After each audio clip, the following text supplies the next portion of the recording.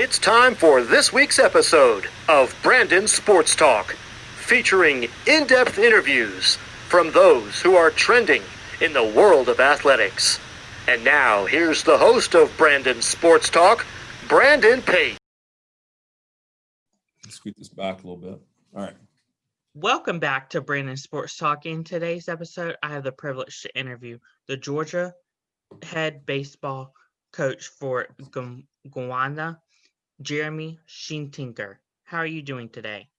I'm doing great, Brandon. Thanks for having me on, my man. I appreciate the opportunity. You're welcome. Can you talk about how you got started in college baseball coaching? Yes. So short version is I always knew I wanted to be a coach. I had a fantastic Little League coach and great high school coaches, and they inspired me to think a little bit bigger in terms of as a career, what if you spent time really, helping young players and teaching the game and really growing on your passion for the sport. And so I knew right as I got done with the end of my college career, and I wasn't going to play professionally, that I needed to get working right away, especially as my first job, because in baseball, you don't make a lot of money in your first jobs. It took me 8 years to get full time. And that's a lot of, handshakes, and that's a lot of ham sandwiches and peanut butter sandwiches and not a lot of goods for your checking account. But I got started at a small NAI school, Georgetown College. I coached at another small NAI school, Georgia University. Then I had a chance to come on staff at University of Kentucky for 3 seasons. And then I was finally full-time at St. Joe's Division II, and I was a Division III head coach. Then I worked for the American Baseball Coaches Association for 4 years, and then now I'm at Georgia Gwinnett. So you get started just have a passion. I have a passion for the game, passion for teaching, and you get going, and you got to figure it out financially until one day you can make a living out of it and not have to do all the side hustle stuff. And 17 years later, man, here I am. Hopefully I'm at that place, but I'm still hustling a little bit. Can you talk about what you've accomplished at Georgia Gwinnett? Yeah, so just one season, if you call last year a season, a half season, I guess. But going into my second year here, so the program that I took over, Brandon, had only been around. This is team number 9. If you can see the jersey above my shoulder, this is team number 9. So in 7 years when I got the job, we had been to 3 World Series, 2014, 2018, and 2019. We've averaged 47 wins per year, and put a lot of kids into professional baseball. And the really neat part about coming in here is it's not like you got to, switch everything and start over. You really just got to build upon what's been going on here. And I get to add my own flavor to it. And so in year one, we finished the COVID season. We were 23-2. We were on a 22-game winning streak, and we were ranked number 3 in the country. So I felt like we were on our way, and we had a really good team, and we liked where we were at. But as we walk into year 2, it's been my second fall to kind of solidify the culture and the environment we're trying to create here. And we've expanded upon that. And we don't want to wish the time away, but we are looking forward to the 21 season and getting this team on the game field. Can you talk about how COVID affected your season last year and you're trying to rebuild to this year? Yeah. So again, we were in a really good place last year. Our team felt like we didn't see a whole lot of pitfalls ahead of us. We felt like we could stay on a pretty nice run to finish off last year's season. And then, of course, season gets cut. Everybody gets pulled off the field. We get pushed indoors. One thing that came from it is we were able to sort of adjust our roster in terms of we had some guys here that had been here for a number of years and maybe weren't contributing as well on the field. At that point, we'd only signed a couple of players for next year. And so it allowed us to make some adjustments with our roster and open up some ways to get in some different players, some guys we felt like could help us immediately. And we ended up signing a class that roughly, Brandon, had about 20 players in it, 1 high school player, and then a mix of junior college and Division I transfers that really sparked our program and really, talent level went up a tick. And we're just reaping the benefits of it this fall. It's been a really fun team to coach and be around. And the silver lining is I'm almost a little grateful that it happened. We try to have an attitude of gratitude around here. And if I got to find the silver lining, I'm grateful that it happened, because it really opened some doors for us to get this place going in the right direction. That's wonderful. Can you talk about the 2014 and 2019 season of going to the World Series? Yeah, so actually 2014, 2018, and 2019. And 2014 was a really unique situation in that 2013 was our first season of ever having a baseball team. And so you come out in year one, and again, I get to be around all these guys on alumni weekend. They tell the story of having a team and not very talented, and they competed hard, they played hard. And 2014, a lot of that group was back, but they added a number of additional recruits and new teammates. And that team had just a special fire. It was the first year they were eligible for the poll, and it was the first year they're going to be eligible to go to the postseason. And those guys banded together and really figured it out, won a ton of games, and went to the World Series for the first time in obviously school history, program history, and only its second year. 2018 and 19 was a way that they had good enough teams in 15, 16, 17, but for whatever reason, they kind of missed the mark. And 18 and 19 were groups that really took it upon themselves to get this program back to Lewiston, Idaho for the World Series. And a lot of talent and a lot of leadership, and going back-to-back seasons, and both seasons finishing fourth in the World Series has really set a tone. I mean, it set a tone for us coming into last fall. That's the expectation here, is we should land in that, last few days of the final site. That's where we see our program being. But those are three special groups full of, again, really special people that have certainly laid the groundwork for this program. How did it feel going to the World Series in 2018 and 2019? Well, what's really funny, Brandon, is I went working for the American Baseball Coaches Association. So I wasn't here with the program, but I went and I'd been the past 4 years to the NAI World Series as an administrator. And it was really neat for me to come to the World Series looking back and spending time with Georgia Gwinnett and spending time with the previous head coach and getting to know their team. And I'm purely from up in the press box view, but I got to see this group compete, play, be around the coaches and the players. And it was really neat to have that perspective. And again, lo and behold, the last World Series game I'm at and Georgia Gwinnett loses, I have a conversation with the head coach on the way out the gate. And he's like, hey man, there's a feeling that I'm going to get this other job. And if you would have interest, you should really go after this one. I was like, well, I'd have major interest. So again, if that's going to happen, I'd love to be a part of it. And again, a few months later, man, I get to wear grizzly green. That's wonderful.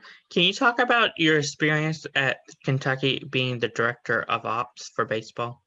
Yes. So University of Kentucky, as most know, a high-level SEC Division I program.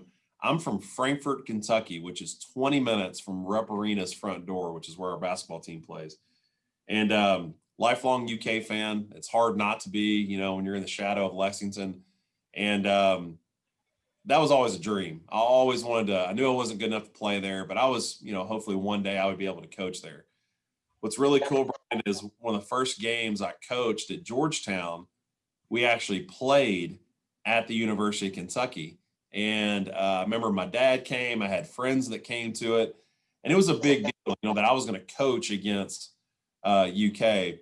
And flash forward 2 years later, I'm out working a lot of camps, and I'm getting to know the staff and know the head coach, and they had an opening within their coaching staff. And one of the coaches said, man, who'd be really good at this, because it involved running the camps and coordination of all those things. And he said, you should reach out to Sheets. And Coach gave me a call, and I'm telling you, it took me less than 5 seconds to go, oh my God, I want this. I know there's no pay. I know it's long hours, but I want this job.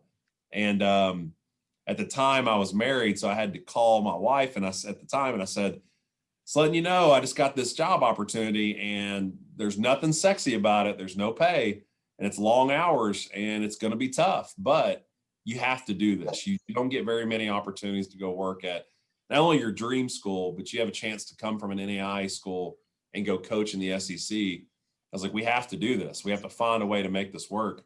And to her credit and my credit, we really knuckled down and made the opportunity work. Now we ended up getting divorced, which is fine. but that really for us, like we had to make this happen, because in your career, you have these moments that I call them pivot moments, where you're heading down one path and a door opens and you've got to start heading that way. And there's sometimes it's not sexy. Again, not a lot of pay. It wasn't a lot of things in favor of it, except for if you could look past it and see the opportunity that it could present. And it was the 3 best years of my life. I've really looked back at those years very fondly. What did you learn as being the director of operations? Some of the stuff you learn, a lot of it is what to do. You know, when I am now running the program here at Georgia Gwinnett. So when I looked at the role I had there, it's similar to the one I have now, in that you've got a lot of good support staff around you. And so you've got to be able to delegate. And that was one thing the head coach that I worked for was really great at delegating, in terms of empowering them, those assistant coaches around you, to say, hey, I want you to handle this. I want you to focus on this. I want you to focus on that. And that's what I've been able to do here, in terms of handing certain segments of the program to our assistant coaches, so that they then have the opportunity to kind of run with it. And that was one thing that I learned at Kentucky, was that this was handed to me. The budget, the odds and ends of travel, coordination of all the various elements of our program, from training staff to video staff to ticket office, all the various people, was just more about communication. And I learned that there, and thank goodness I learned it, because I brought it here with me, in terms of realizing that the baseball game isn't just you roll out of bed and you go play a baseball game. You've got to the various levels of your department and make sure that everyone sees what's happening, and communicating about those things. I learned that. Also, you learn what not to do, in terms of, I'm not at third base calling the offense, or I'm not in charge of a positional group. I just help out the baseball staff wherever I can on the field. So what that allowed me to do is step back a little bit, Brandon, and look at how we ran our pitching staff, and how we taught infield play, how we taught offensive side of the baseball, and how we ran against other teams in the SEC. That gave me a front row seat to learn, well, this is what wins at this level. This is what can help you lose. Here are the ways I think we can improve. Here's how you recruit. And I took notes every day, man. I took notes every day on the things I was picking up, and the things that I want to make sure I never forgot. Again, I go back to, it's probably the 3 best years of my life. I think it completely changed the trajectory of my coaching career. That's wonderful. Can you talk about your time being the head coach at Spalding University? Spalding, yeah. So I was a Division III head coach at Spalding University, which is downtown Louisville, for 3 seasons. First head coaching job, pants were on fire every day. So excited, not only to be a head coach, but to stamp on a program and do some things that hopefully, building in a program sense hadn't been done on that level. Spalding had been a really good powerhouse NAI program, and they had transitioned to become a Division III. And the previous head coach had walked that transition all the way through. So when I walked in, they were literally the first time they were eligible for the postseason tournament, my very first year. And we had some really cool years. My first year, we set the school record for wins. We went to the postseason tournament, finished second. We had a really, really neat team. We did it with about 18 players. And then we were able to recruit. And I feel like the group that we recruited, we set the foundation for what the next coaching staff, Coach Downs and his crew, have built upon, in that you needed to get solidified on the recruiting trail. Number one, Division III, we don't have scholarship money. So you've got to be able to go out and get players without scholarship money. You got to convince them of something else that's there. There's an environment, there's an opportunity to win. There's a mentality, there's a brotherhood here. And it's so funny, that those 3 years of being a head coach prepared me to be the head coach here, in terms of, again, what to do, what not to do, what works, what doesn't work, what makes sense, or where do you want to invest your time versus other areas you don't. That was a fun 3 years, but you talk about a tough situation, and one that I didn't see how tough it was until, you move on and you take another job, was selling to a school in the middle of downtown Louisville, it's not easy. There's not a lot of green space. There's not a lot of rolling hills and grass. There's a lot of parking lots and traffic. Then your field is 15 minutes off campus. And when you get there, it's awesome, but you got to get people there. And again, no scholarship money. And so you're just not able to go in and outbid people. It's kind of at their will whether or not they want to pay what the school's asking them to pay via scholarship or financial aid. Learned a lot, would never take away those 3 years. And again, certainly helped prepare me for this job. Can you talk about the difference between, of course, Division I, Division II, and Division III, along with JUCO? Sure. So, Division I, Division II, Division III, all under the NCAA umbrella. Division I primarily has all the scholarship money. They have up to 11.7. Not all Division I programs have 11.7. Roughly about 60% of Division I's have a full scholarship allotment. And it's kind of a higher level of talent. Now, you say that in the higher end. So the higher end Division I programs, the Power Five and a few conferences after that, have really high end talent in terms of draftable players. Division II, the higher end of Division II, is equivalent to that mid-major or high mid-major talent level, but they only have up to 9 scholarships worth if they're fully funded, and roughly about 40% of Division IIs are fully funded. Division III, as I mentioned, no scholarship allotment. Everything is on academic scholarship or financial aid. NAI, which was what Georgia Gwinnett is, NAI has up to 12 scholarships worth, so we have a little bit more. And there's some ways that we work through those numbers. And then junior college has 3 levels as well, 1, 2, and 3. Division I junior college has up to 24 full scholarships. They can pay for everything, front to back, A to Z, if they're fully funded. Division II has 24 tuitions. And again, they cannot touch room and board. And Division III junior college has no athletic scholarships, all academic from the junior college level. So there's actually 7 different levels that are recognized by the ABCA. Now, there's others in terms of the Christian College Association. There's the USCAA, and there's others, but they're not as recognized as the 3 levels of NCAA, the NAI level, and then Division III or Division 3 levels of junior college baseball. Can you talk about the recruitment process at Georgia? I can, yeah. So big piece of the puzzle, Brandon, is want the best players available. We're a top 5 perennial NAI program, so we've got to have really talented players. We've got to go out and find the best. Majority of our class ends up being junior college or Division I transfer players. It's kind of where you make your mint on the NAI level. We sprinkle in a few high school guys. We've got 1 high school player and on campus right now this fall. That's part of this class. We've already signed another high school player for next year. So we'll typically get 1 or 2 high school guys and then bolster the rest of the roster with junior college or Division I transfers.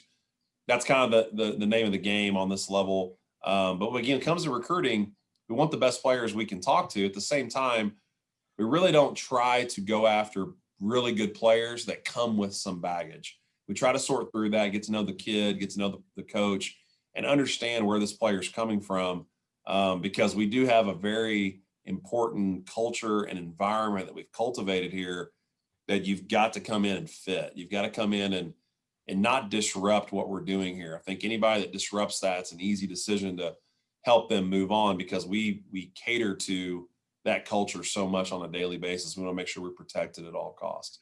So that kind of lays out how we recruit. Can you talk about more about the culture that you've built for the program? Absolutely. So I guess to simplify it, what it comes back to is we really take that culture word and we supplement it with environment. Like when you think about culture, it can go a lot of different ways to a lot of different people. I think environment is the big picture idea, and culture is only a measurement of that environment. And what I mean by that is the environment we create is all encompassing. I mean, it's what does our coaches staff meeting sound like, which we just got out of? Is it free? Is it open to communication? Is it egoless? Is it selfless? Is it with the player in mind? Like, we try to build a staff meeting environment that we think fits inside the overall environment of our program. What's it look like during training? What's it sound like? You know, I'm texting with a recruit, and I was talking about how we take early ground balls every day before 1:30 classroom. And he goes, man, I ask my coaches all the time for extra work, and you know, they rarely do it. They just say, hey, just come to practice. Where that's part of the environment we want to create, is that, hey, we're always here. We'll put in extra work with you. We're available to go hit in the cages right now, if that's what you want. So we want an environment that shows that our coaching staff is here to serve our players. We believe in servant leadership. We believe in the principles of it. We want an environment that highlights and showcases those feelings. One of the pieces of our program, Brandon, we talk about is be a dude. Only dudes can hang out inside our locker room and inside our dugout. And what that means is guys that think in the big picture, and they think of putting their best foot forward. They think of making sure that they're being the best version of themselves. When it comes down to it, when you're in doubt, just go out and be a dude. When you're in the box and, man, everyone says you should strike out, yeah, you should go be a dude in that moment and show the world wrong. When you're on the mound, the baseball's in your hand, be a dude. Do what dudes do. Dudes throw the ball past people. Dudes throw more than, 2 pitches for strikes. When in doubt, be a dude. And so we try to build this environment of ownership, one where our players really uphold the standards, especially peer to peer. That's a huge piece, is when you build an environment where players feel like they're leading, as opposed to where coaches are always leading. That's one thing that's been at the forefront. And to wrap all that up, all the same point is this: it's a players program. This isn't about our coaches and our coaching staff. This is about basically creating an environment where our players are always the most important, showcasing them, putting them in front of college professional scouts, which, again, we've got our scout day here on Thursday. That stuff to us is of the utmost importance. What are some of your future plans for building the program? We feel like we are even close to maximizing our full potential here as a program. We've got an opportunity to, as I mentioned, a perennial power and a perennial winning program, but we feel like, we're still a program that's chasing its first national championship. So I don't necessarily see us as one that can just win one. I think this can be something that we do year in and year out and give us a chance to at least, try to win that last game. That's what we're trying to build. I think on top of that is thinking in not just, in 7 years when I took the job, what's it going to look like in the next 7? It's what's it going to look like in the next 70. So what are we doing today that's laying the groundwork that future staffs are going to build upon? And that's across every single bucket of your program in terms of recruiting, player development, staff development, communication. We really thrive on trust and love inside our program. Can't do anything without trust, and you can almost do anything if you've got love within the walls of your program. We're trying to solidify those things. And again, it's not, result oriented in terms of we have to do this. We have to win this last game. I think it's more of understanding the process that it'll take to get to that point, because it's not about training to win your last game. It's putting yourself in a position to win your last game. And so that is a process in itself of, on a daily basis, are we getting better as coaches? Are we getting better as players? Are we building this team in the right direction? And that's ultimately what we're trying to do. That's so wonderful. What advice would you give upcoming future high school athletes that are looking to play college baseball? It's a great question. There is a place for you to go play. I think that's the one thing they have to hear is, if you really want to go play, there will always be a place for you to play. I think when you start to dissect that, you got to cut through the different levels of baseball. Everyone wants to play big time Division I baseball, but that may not be where your talent level fits. So I think if you were to look at 5 schools, Brandon, I use this exercise a lot. If you had 5 schools that you were very interested in and you looked at all 5 and you laid out the pros and cons and you covered up the level, maybe even the name of the school, you covered all that up and you said school A, B, C, D, and E, and here's the pros and cons. I choose school C. Oh, that's Georgia Gwinnett College. And oh, they're NAIA, but it's the best fit. You have to find the best fit for you and your family. first and foremost. You cannot chase something because your parents went there and now you chase that program down. That may not be the fit for you athletically or academically. Fit matters. And I think if you pursue the fit, generally all things fall into place. That's wonderful advice. What advice would you give upcoming college coaches looking to get into the same profession? Do it. I mean, it's, I think recognize what you're walking into. Like I mentioned earlier, your first, 3, 4, 5, 8, 9, 10 years might not be with full-time pay. And that's tough for a 22-year-old person to hear, that at 32, you're telling me I may not have a full-time salary. That's reality though. Full-time jobs aren't falling off of trees. They're not prevalent like a basketball program or a football program. Baseball's funded just a little bit differently. So if you want to do it, know what you're walking into financially. So again, how do you make that work? Is you work a lot of camps, you give a lot of lessons. Maybe you have a side job, and this is coming from a guy that I was a substitute teacher. I built game mounds for different colleges in terms of driving up pallets of clay, pulling that clay off and building their mound. I've done that to make money. I worked at a metal factory from 4 a.m. to 2 p.m. so I could coach from 2 to 10. I've worked every camp in the country, and I mean almost literally every single camp, because you have to find ways to supplement the financial piece. We all still have bills. You have to have somewhere to live. You got to eat. You got to pay for your car. Like, you have all these things that come up, but you've got to know that to go work at school A, they may not have a bunch of money ready to give you to come coach there. So you have to figure it out. And the longer you stay with it, I always call that like the world's best weed eater, because it weed eats out people that are just here for the money and they're not willing to do the extra stuff on the side or late at night or early in the morning to make it happen. So be mindful of that from the financial piece. From the baseball piece, and this is tough because I think sometimes early we come into it for ourselves. Remember why you're there, and remember that a coach that you had inspired you, challenged you, developed you in such a way that you now want to follow the same profession. Then you need to come in with the same motivation to give that to a player. It's all about the players, and it'll always be about the players. It'll never be about us as coaches. And I think sometimes we get into this profession and we see the opportunity to win games and move on in a career, when in actuality, if we invest into the players, you're going to get that back tenfold. Now, you may not get paid in money, you might get paid in relationships, and you might get paid in connections, and you might get paid in other ways that allow you to grow in this game and move forward. Where can my listeners find you at on social media, along with the baseball program at?